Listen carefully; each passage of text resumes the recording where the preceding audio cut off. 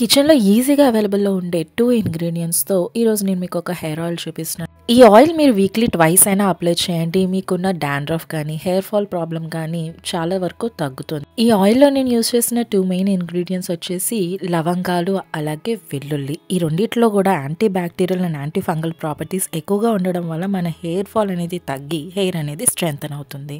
ఇంకా మనం ఇక్కడ కోకోనట్ ఆయిల్ యూస్ చేస్తున్నాం కనుక ఇది మన స్కాల్ప్ని డీప్గా నరిష్ చేసి మన హెయిర్ అనేది స్ట్రెంథెన్ చేస్తుంది రూట్స్ నుంచి కూడాను. ప్రాసెస్ ఏంటో చూద్దాం రండి. దీనికోసం ముందుగా ఇలా తడకా ప్యాన్లో 2 టేబుల్ స్పూన్స్ ఆయిల్ తీసుకోండి, కొబ్బరి నూనె. ఇక్కడ నేను నాకు పిల్లలకి సరిపోయినంత యూస్ చేస్తున్నాను. మీరు కావాలంటే ఎక్కువ చేసుకొని స్టోర్ చేసుకోవచ్చు. బట్ నా వరకు అయితే అట్లీస్ట్ ఒక 3 వీక్స్కైనా మనం హెయిర్ ఆయిల్ ఇలాగా ఎక్స్పెరిమెంట్ చేస్తూ చేంజ్ చేస్తే బెటర్ అని చెప్పి నేను కొంచెం కొంచెంగా చేసి అప్పటికప్పుడు అప్లై చేసేస్తూ ఉంటాను. మీరు కావాలంటే ఇలాగైనా చేసుకోవచ్చు. ఇప్పుడు ఈ ఆయిల్లో మీరు 5 లవంగాలు యాడ్ చేసుకోండి. స్పూన్తో ఇలాగ మనం కాసేపు మిక్స్ చేసినట్టయితే అవి కొంచెం బాయిల్ అవుతాయి అన్నమాట.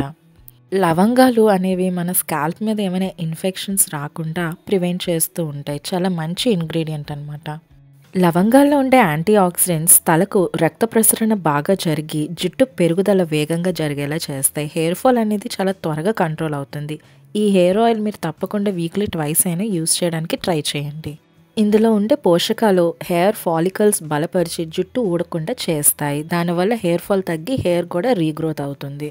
చూసారు కదా, లవంగాలు అనేవి ఫ్రై అయిపోయి. ఇప్పుడు ఒకే ఒక వెల్లుల్లి కొంచెం క్రష్ చేసి యాడ్ చేసుకోండి. ఈ వెల్లుల్లి యాడ్ చేసిన తర్వాత అది మరీ డార్క్ బ్రౌన్ కలర్లోకి రాకుండా చూసుకోండి. అప్పుడు హెయిర్ ఆయిల్ స్మెల్ అనేది చాలా ఘాటుగా వస్తుందో చూసుకోండి.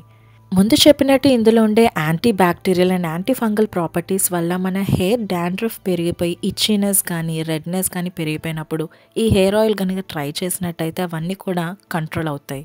అండ్ ఇలాంటి మరెన్నో రెమెడీస్ అండ్ రెసిపీస్ కోసం మన ఛానల్ని తప్పకుండా సబ్స్క్రైబ్ చేసుకోండి. వీడియోని లైక్ అండ్ షేర్ చేసి సపోర్ట్ చేయండి.